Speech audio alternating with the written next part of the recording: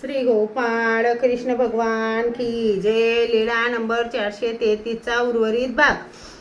उरलेल्या उठण्यात आणखीन उठणे घातले ते भक्तजनांना दिले. भक्तजनांनी एकमेकांच्या डोक्यावर टाकून घासलेत. मग सर्वज्ञांची आंघोळ झाली. महादायसा तांब्याने पाणी टाकायची. बायसा सर्वज्ञांचा श्रीमुकुट स्वच्छ करायची. सर्वज्ञांना आंघोळ घालायची. भक्तजन सोंडी खाली बसून सर्वज्ञांच्या श्रीमूर्तीवरील पाण्याने आंघोळ करायचे.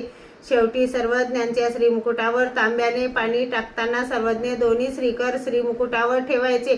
त्या श्रीकरांच्या कोपऱ्यावरून पाणी खाली पडायचे. त्या पाण्याने भक्तजन आंघोळ करायचे. अशी सर्वज्ञांची आंघोळ झाली. नंतर सर्वज्ञांनी भक्तजनांची भरपूर पाण्याने आंघोळ करून घेतली. महादायसाने अक्षता व आरतीचे ताट आणले. सर्वज्ञांना ओवाळणी केली. भक्तजनांनीही ओवाळले. मग सर्वज्ञांनी कपडे घातले आणि बैठकीवर बसले. नंतर सर्वज्ञांच्या कपाळी चंदनाचा आडवा टिळा लावला. सर्वज्ञांना ओवाळणी झाली. भक्तजनांनाही ओवाळले. तेवढ्यात दिवस निघाला. बाईसाने नेहमीप्रमाणे सर्वज्ञांना पूजा वसर केला. मग सर्वज्ञ फिरायला गेले. तेव्हा महादायसाने उपार तयार केला.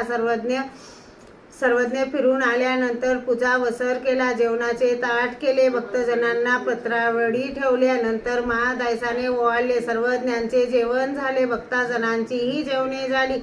सर्वज्ञांनी गुन्हा केला. पानाचा विडा घेतला. असा भक्तजनासह सर्वज्ञांच्या ठायी दिवाळीचा सण महादायसाने साजरा केला. श्री गोपाळ कृष्ण भगवान की जय.